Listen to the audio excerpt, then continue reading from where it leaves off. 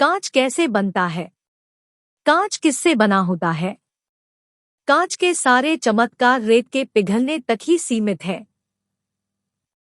कांच किससे बना होता है?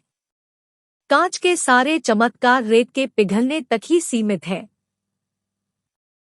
कांच आज इतना आम हो गया है कि इसके आर पार बिना सोचे समझे देखना आसान है। यह हमारी खिड़कियों में, हमारी स्क्रीन पर, हमारी अलमारियों में और कई उपकरणों में है जिनके साथ हम हर दिन बातचीत करते हैं। भले ही कांच हर जगह पाया जा सकता है, लेकिन हो सकता है कि आप पूरी जिंदगी यह न जानते हो कि यह कैसे बना है या किस चीज से बना है। भले ही आपको लगता है कि आप बुनियादी बातें जानते हैं, फिर भी आपने केवल सतही तौर पर काम किया है। उच्च स्तर पर कांच रेत है जिसे पिघलाया गया है और रासायनिक रूप से रूपांतरित किया गया है। यदि आप कभी समुद्र तट पर गए हैं, तो आप ठीक से जानते हैं कि ठोस रूप में रहते हुए रेत कितनी गर्म हो सकती है। रेत को तरल अवस्था में बदलने, अंततः कांच बनने के लिए जिस प्रकार की गर्मी की आवश्यकता होती है, वह किसी भी धूप वाले दिन की तुलना में बहुत अधिक गर्म होती है। रेत को पिघलाने के लिए आपको इसे लगभग 1700 डिग्री सेल्सियस 3090 डिग्री फ़ारेनहाइट तक गर्म करना होगा, जो लगभग वही तापमान है जिस पर एक अंतरिक्ष यान पृथ्वी के वायुमंडल में पुनः प्रवेश करते समय पहुंचता है।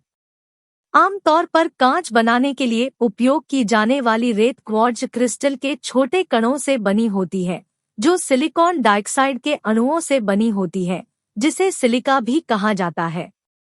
जब उन अणुओं को पर्याप्त उच्च तापमान तक गर्म किया जाता है, तो रेत पिघल जाती है और अपनी क्रिस्टलीय संरचना खो देती है, और ठंडा होने पर यह एक पूरी तरह से अलग संरचना प्राप्त कर लेती है।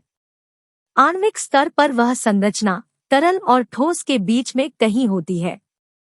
इस बीच की अवस्था को अनाकार ठोस के रूप में जाना जाता है, जिसका अर्थ है कि इसमें तरल की आणविक यादृच्छिकता के साथ मिलकर ठोस की कुछ क्रिस्टलीय संरचना होती है।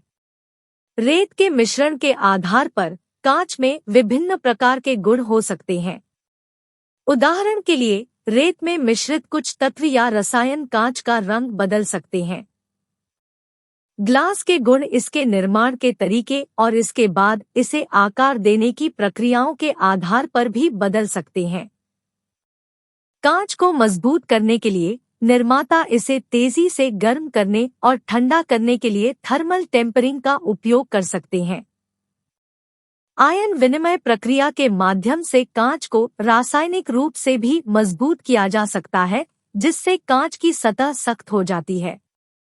जिस ग्लास से अधिकांश लोग परिचित हैं, वह सोडा लाइम ग्लास है, जो सोडा, जिसे सोडा ऐश या वाशिंग सोडा भी कहा जाता है, चूना पत्थर और रेत का एक संयोजन है। हालांकि आप केवल सिलिका को गर्म करके और फिर तेजी से ठंडा करके ग्लास बना सकते हैं, सोडा लाइम ग्लास का निर्माण थोड़ा अधिक जटिल है। सोडा, सोडियम कार्बोनेट मिलाने से रेत का गलनांक कम हो जाता है, जिससे इसे कम तापमान पर कांच में बदला जा सकता है और निर्माण के दौरान ऊर्जा की बचत की जा सकती है। हालांकि मिश्रण में सोडा मिलाने से इसका रासायनिक स्थायित्व कम हो जाता है, जिससे तरल पदार्थ के संपर्क में आने पर इसके घुलने की संभावना बढ़ जाती है। अधिकांश अनुप्रयोगों के लिए यह वांछनीय नहीं है, इसलिए मिश्रण में चूना पत्थर, कैल्शियम कार्बोनेट भी मिलाया जाता है, जो एक स्टेबलाइजर के रूप में कार्य करता है। एक बार जब सिलिका, सोडा और चूना पत्थर का मिश्रण गर्म हो जाता है, तो इसे ठंडा किया जा सकता है और विभिन्न अनुप्रयोगों के लिए ढाला जा सकता है। कॉर्निंग में हम कांच को जानते हैं। हम जानते हैं कि आयन एक्सचेंज जैसी रासायनिक प्रक्रियाओं के माध्यम से इसे कैसे मजबूत किया जाए, और हम जानते हैं कि ऑप्टिकल फाइबर बनाने के लिए इसे कैसे मोड़ा जाए जो बड़ी दूरी तक फैल सके। कांच के बारे में हमारा ज्ञान एक सदी से भी अधिक पुराना है, जो हमें अनुसंधान और विकास में अग्रणी बने रहने की अनुमति देता है। साधारण सोडा लाइम से लेकर जटिल ग्लास संरचनाएं जो संवर्धित वास्तविकता को सक्षम बनाती है। ग्लास एक अनुकूलनीय, व्यापक सामग्री है।